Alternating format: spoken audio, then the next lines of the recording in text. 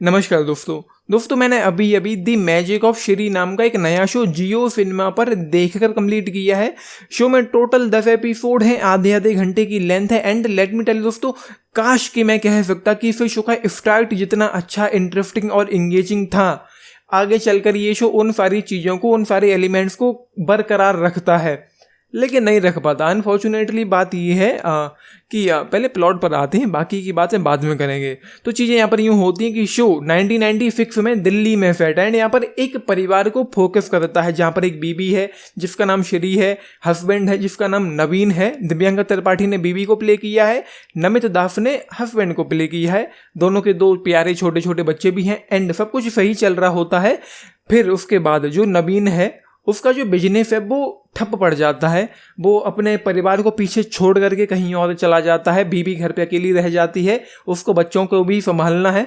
फिर वो उस काम को चुनती है एज अ प्रोफेशन जिसमें वो निपुण है एंड वो मैजिशियन बनना चाहती थी बचपन से ही। एंड इसी फील्ड में वो चली जाती है जिससे कि उसका शौक भी पूरा हो जाए और जो इनकम होगी उससे वो अपना घर चलाएगी।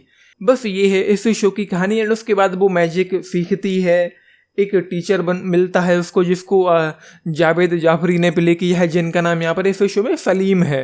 तो आगे चलकर इस शो में क्या क्या होता है वो आप लोग खुद ही देख पाएंगे। एंड जैसा कि मैंने कहा, शो का जो स्टार्ट था पहले सीन से मुझे काफ़ी इंटरेस्टिंग लगा, इंगेजिंग लगा। एंड मैं सोच रहा था कि आगे चलकर ये शो कुछ काफ़ी अच्छा मालूम पड़ता है कि कुछ काफ़ी अच्छा होने वाला है।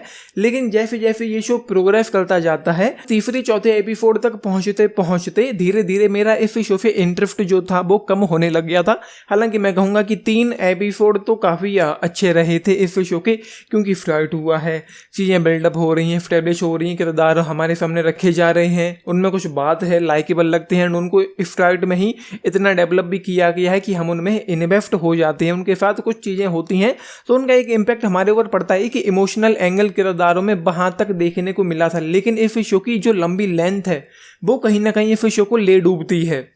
10 एपिसोड आधे आधे घंटे के भाई बहुत होते हैं इस तरह के शो के लिए जब तुम्हारे पास कोई कहानी अच्छी ना हो। एंड चौथे एपिसोड के बाद फिर धीरे धीरे इस शो का जो डायरेक्शन है, जो राइटिंग है, जो पेसिंग है, जो स्क्रीन प्ले है, सब कुछ ठंडा पड़ने लग जाता है।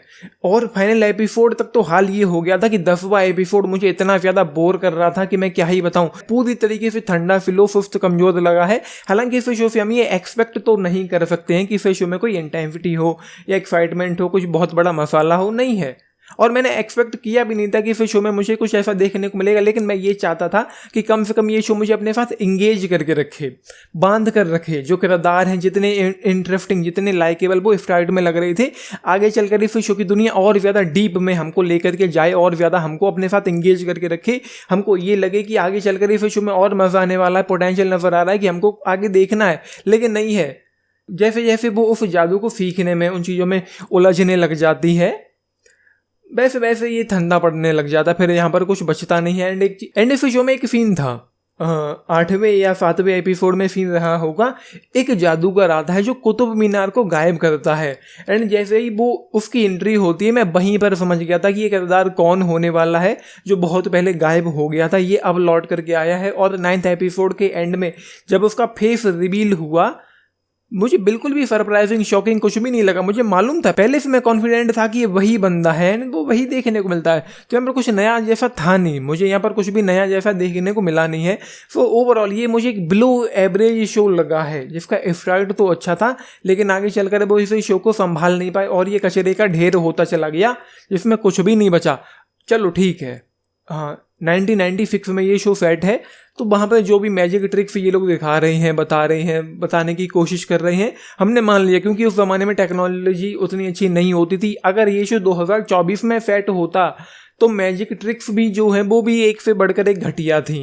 चलो 1996 में सेट है तो हमने मान लिया कि ठीक है, उस ज़माने में चीज़ें ऐसी ही होती होंगी, ऐसे ही जो भी होता होगा वो होता होगा। उसको मैंने उतना लाइटली लेके छोड़ दिया बिल्कुल ही। So I will give just 2 star out of 5। इस शो के लिए बहुत ज़्यादा लेंदी है, बोरिंग है, फिलो पेसिंग है, कुछ भी कोई बात रहती नहीं है आगे चलकर इस शो में।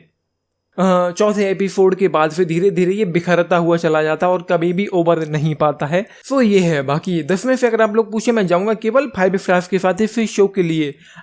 एंड हाँ, परफॉर्मेंसेस मैं कहूँगा कि काफ़ी अच्छी है। दिव्यांका त्रिपाठी हो, जावेद जाफरी हो या फिर नमित दास हो, सभी का ही काम मुझे काफ़ी पसंद आया है। सो ये है, चाहे तो पूरी फैमिली के साथ इस शो को देख सकते हैं, लेकिन कुछ 2-4 गालियाँ सुनने को यहाँ पर मिलती हैं।